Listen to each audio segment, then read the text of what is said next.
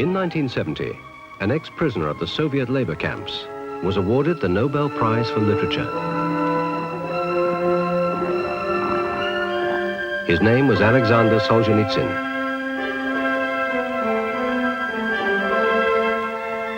Solzhenitsyn was not able to attend the Nobel ceremony in Stockholm or give the speech he had so carefully prepared. This film is based on that speech.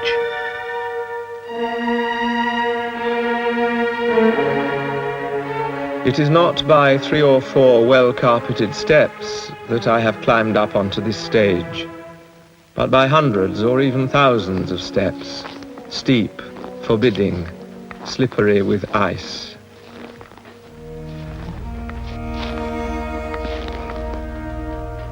These steps led up out of the darkness and the cold, which it was my fate to survive, while others, perhaps more gifted and stronger than I, lost their lives.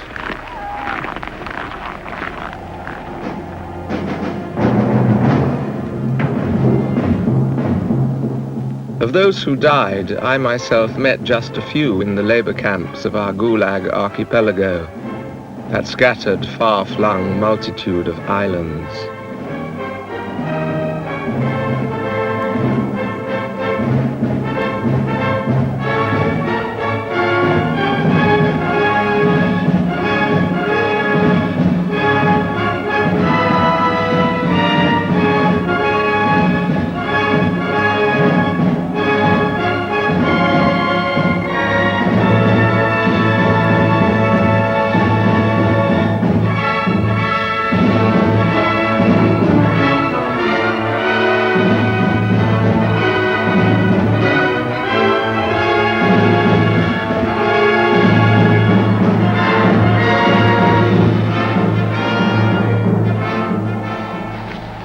Blocked as we were by police surveillance and general mistrust, I could not talk with everyone I met, and there were others I only heard about, and others still whose existence I could only guess at. Those who sank into the hell pit after they had already achieved some literary fame are at least known and remembered.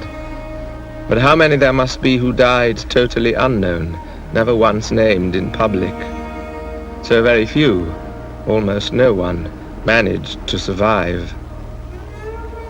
A whole national literature has been left there, buried not only without a coffin, but without a single garment, naked, with just a name tag tied round one toe. The growth of Russian literature never ceased for a moment, yet from the outside it seemed like a wasteland. Where a healthy forest might have grown, after all the felling, nothing remained but 2 or 3 trees overlooked by accident.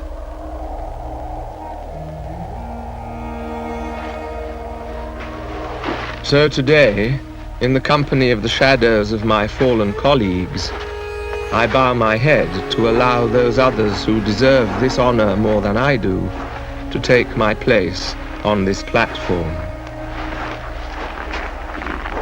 But how am I to guess or to express what they would have wanted to say? During our exhausting forced marches in the camps, as we were taken to work and back again to our huts, with those chains of lights shining through the mists of the evening frost, the words often arose in our throats, which we would have liked to shout out to the whole world, if only the world could have heard just one of us.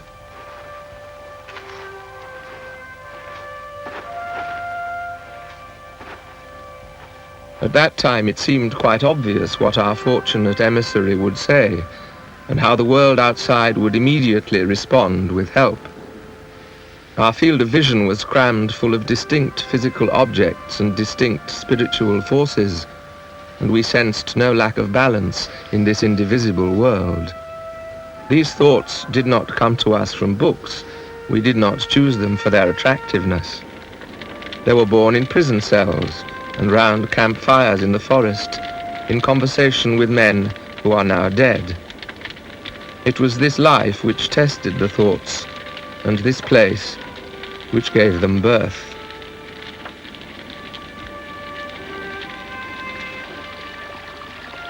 But when this external pressure was relaxed, all of us had to broaden our field of vision. And gradually, if only through chinks in the fence, we began to discover and to get to know the world outside. And we were shattered to find that this world outside was not all that we had hoped it would be. It was not living right. It was not going the right way. If it saw a boggy swamp, it would exclaim, "What a charming little meadow." If it saw a set of concrete shackles round a prisoner's neck, it would exclaim, "What an exquisite necklace." And while some danced on, happy and carefree with songs and music, others shed tears which no hand could wipe away. How did this happen? How could such a gulf have opened up? Who were the insensitive ones? We or the world? Or was it because of our difference of language? Why is it that some words, even though spoken distinctly and out loud, are quite incomprehensible to some human beings? The words fade away and disappear like water, without taste, without color, without smell, without a trace.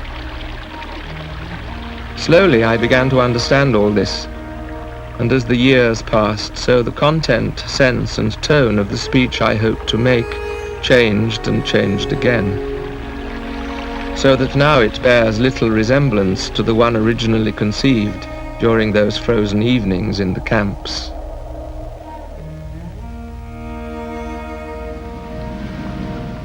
There are different scales of values in the world. There is a scale for things that happen nearby and a scale for things that happen far away. There is a scale for established societies and another for young societies, one for successful people and another for unsuccessful people. The scales show a glaring lack of similarity, yet confidently we judge the whole world by our own scale. By one scale, some far-off place may appear as a land of the most enviable, flourishing freedom. By another scale, because the place is nearby, there appears to be such intolerable oppression that people overturn buses in the street. In one part of the world, people yearn for a standard of living that seems to them to be unbelievable prosperity.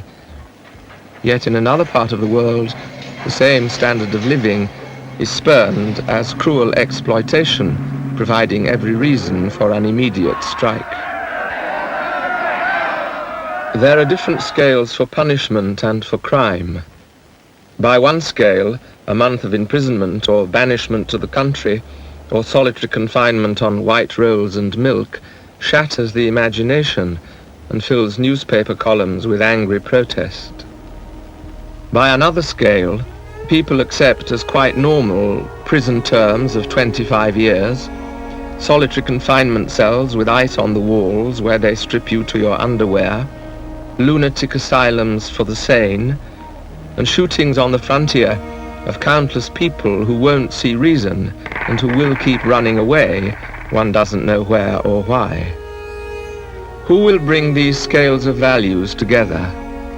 How can it be done? Who will give the human race one united system of evaluation for evil deeds and good deeds, for the intolerable and the tolerable? In such matters, propaganda, compulsion, and scientific proof are all powerless. But fortunately, there is a way by which it can be done. It can be done by art, by literature. These two can accomplish a miracle. They can overcome man's most characteristic weakness, the fact that he can only learn by his own experience. Art can amplify each man's short time on earth by enabling him to receive the whole range of another person's lifelong experiences, with all their burdens, colors, and flavors. Art recreates in the flesh experiences that have been lived by other men and enables people to absorb them as if they were their own. So art can sometimes straighten the dangerous, twisted road of man's history.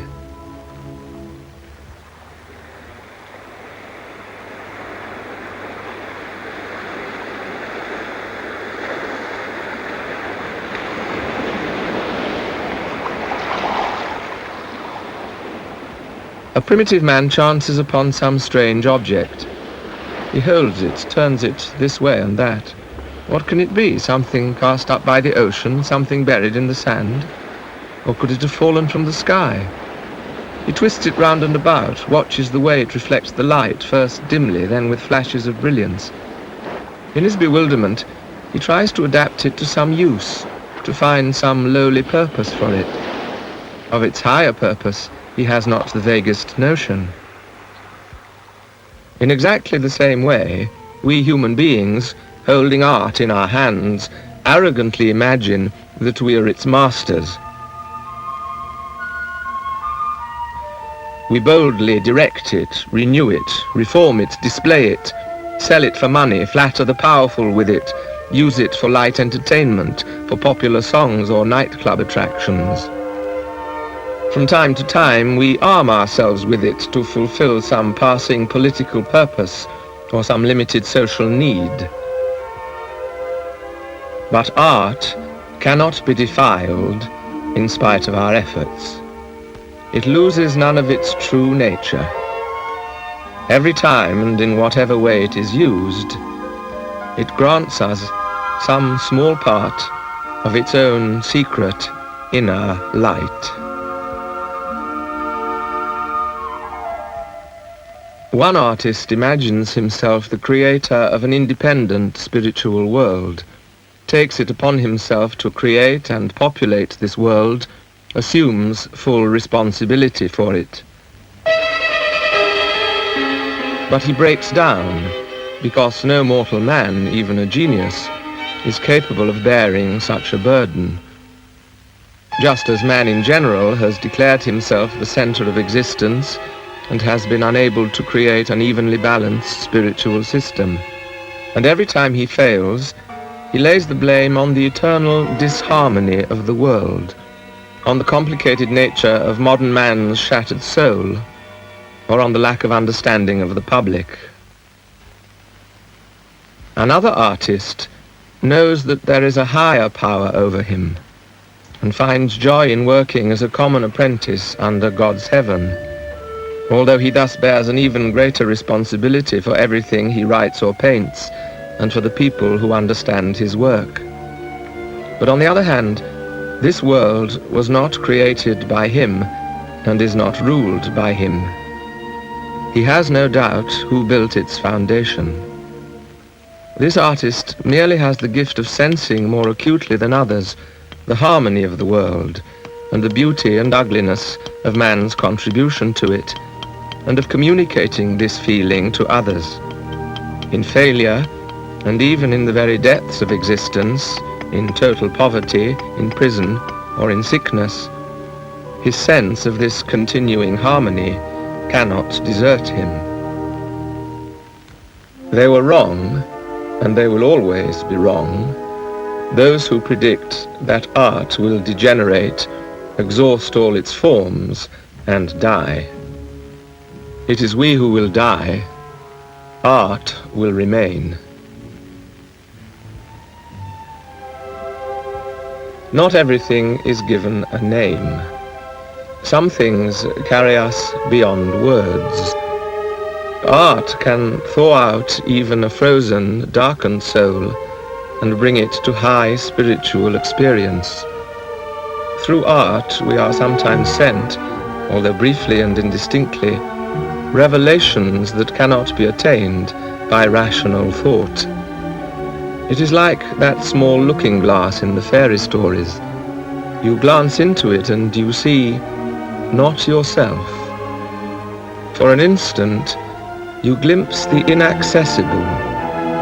You will never be able to ride there or fly there, but the soul cries out for it.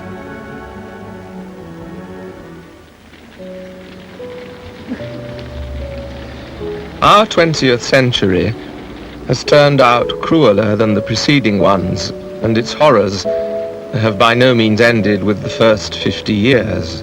The same old caveman impulses, greed, jealousy, license, hatred, still rip our world apart. Violence, less and less restricted by the systems of law built up over the centuries, strides naked and victorious over the earth.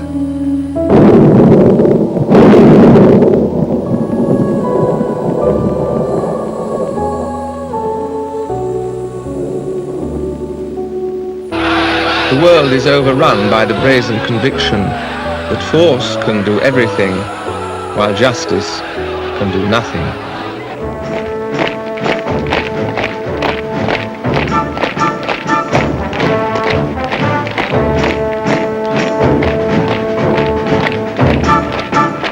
The spirit of Munich is not a thing of the past.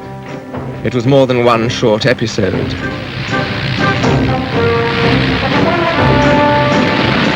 The entire civilized world trembled as snarling barbarism suddenly re-emerged and moved into the attack and found it had nothing to fight with but smiles and concessions.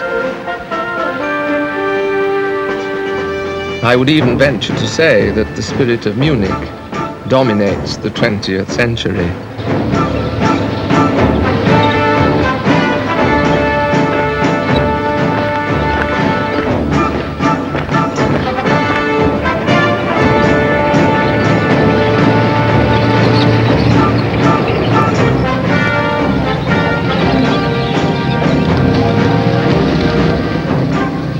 The spirit of Munich is an illness of the willpower of the well-to-do. It is the everyday state of those who have given in to the desire for well-being at any price, to material prosperity as the main aim of life on this earth. Such people, and there are many of them in the world today, choose to be passive and to retreat, just so normal life may last a little bit longer. Just so hardship can be put off for yet another day. As for tomorrow, you never know, it may turn out all right, but it won't.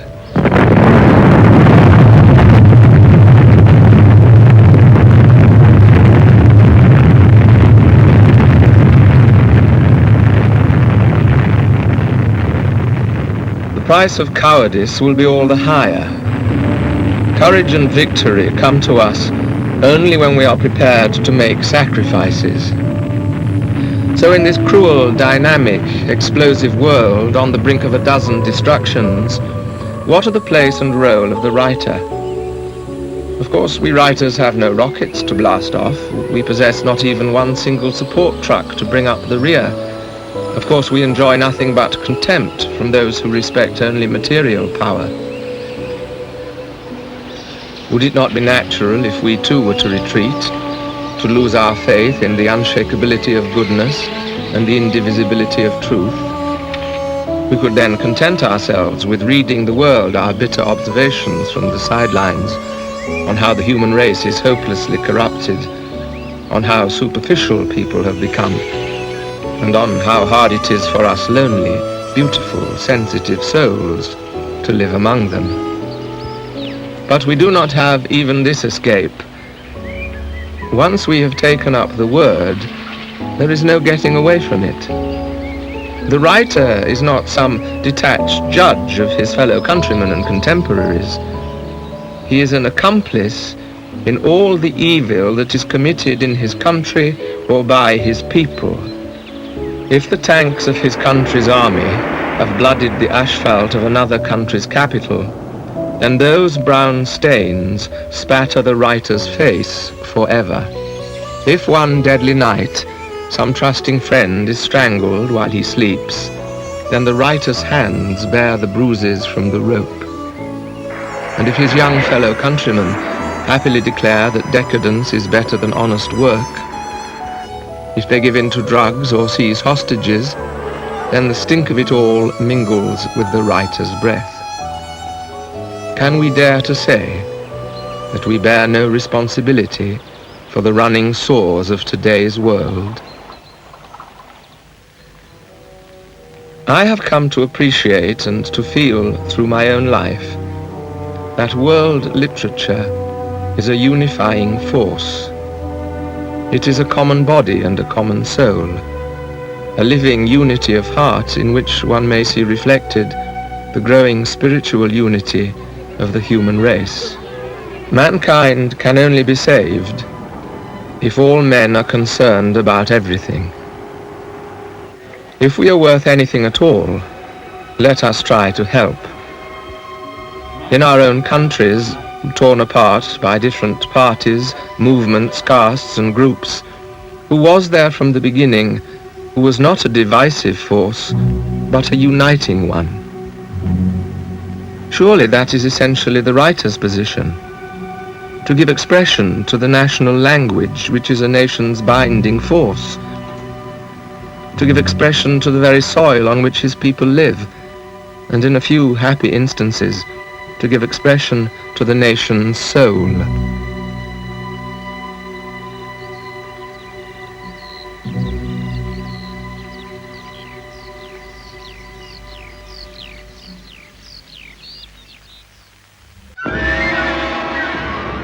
We shall be asked, what can literature do against the merciless onslaught of open violence? But let us not forget that violence does not live by itself and cannot live by itself. It can only exist with the help of the lie. Between these two there is a most intimate, natural and fundamental connection. Violence can only be concealed by the lie, and the lie can only be maintained by violence. Anyone who has once proclaimed violence as his method is inevitably forced to take the lie as his principle. When it is born, violence operates openly and even takes pride in itself. But as soon as it becomes established, it feels the air around it becoming thinner. Then it realizes it cannot continue to exist without masking itself with lies and covering itself up with sweet words. Violence does not always, not necessarily, take you by the throat and strangle you. More often it merely demands of its subjects that they declare allegiance to the lie, become accomplices in the lie. And the simple step of a simple, courageous man is not to take part in the lie, not to support deceit. Let the lie come into the world, even dominate the world, but not through me. And writers and artists are capable of something more. They can defeat the lie. Art has always won its fight against lies, and it will always win. Everyone can see this, no one can deny it. The lie can resist many things in this world, but it cannot resist art. Once the lie is shattered, the nakedness of violence will be revealed in all its repulsiveness. Violence will become decrepit and collapse.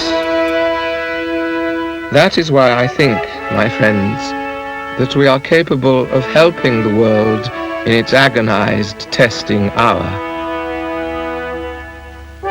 We must not seek excuses on the grounds that we lack weapons, and we must not give ourselves over to a life of ease and security.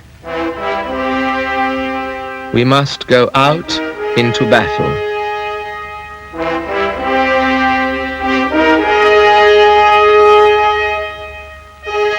In Russia, the most popular proverbs are about truth.